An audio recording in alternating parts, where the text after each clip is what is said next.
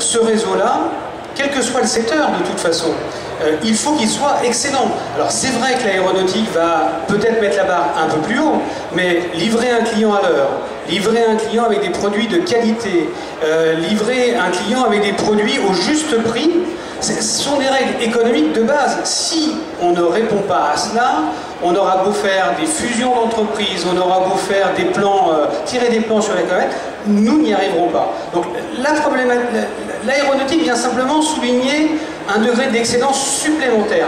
Mais la base, elle est déjà là. Pour nous, services de l'État, et pour, je pense, les services de la région et les organismes de formation sur l'ensemble de la région, c'est essayer de faciliter l'alimentation en ressources humaines, en hommes et en femmes. Et en femmes, je le dis, c'est pas votre vision de notre table ronde qui vous aide à croire que dans l'aéronautique aussi on embauche des femmes, mais c'est bien le cas quand même, des femmes jeunes, diplômées, dans des emplois d'excellence.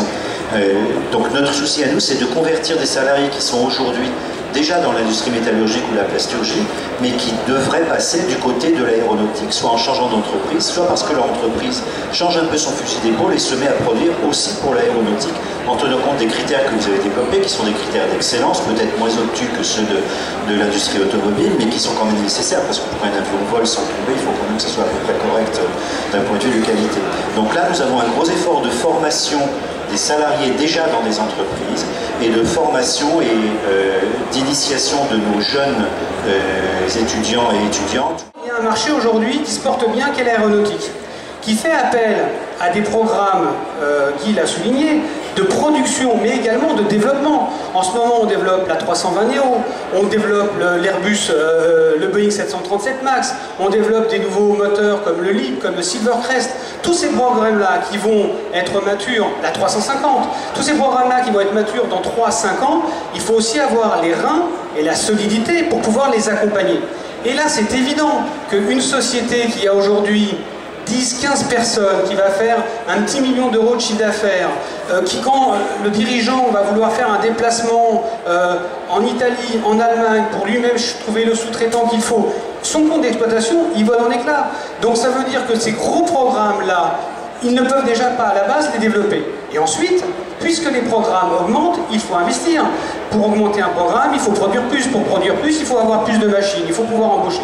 Et là, le problème de la taille critique, il n'est pas simplement posé par un caprice de nos clients, il est factuel sur le terrain. Si je n'ai pas une assise suffisante, alors je ne pourrai pas affronter ces marchés.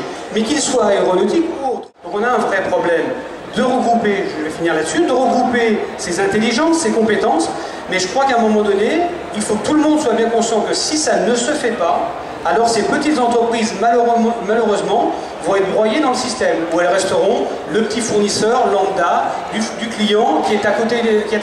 Il faut garder cette capacité d'innover, et on associe le meilleur, je dirais la crème de nos fournisseurs, forcément, parce que faire de l'innovation, on a affaire à des petites structures, des fois, qui sont des structures de production.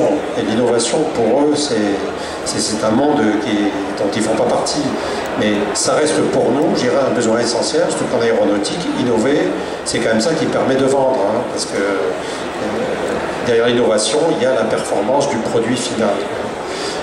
Et le quatrième point, j'en termine sur la politique d'achat, c'est améliorer le fonctionnement au quotidien. C'est pas vain, parce que je pourrais que Sylvain pourrait témoigner, les relations entre les grands donneurs d'ordre et les petits sous-traitants pêchent justement par un manque de communication au niveau des outils, au niveau des méthodes. Donc on crée des portails fournisseurs avec le monde de l'Internet maintenant qui permet de partager des données, de partager des documents, etc. Et tout ça, je pense que ce sont des initiatives qui contribuent à faire progresser et à entraîner dans notre, on va dire, sillage, le tissu industriel local. C'est très important.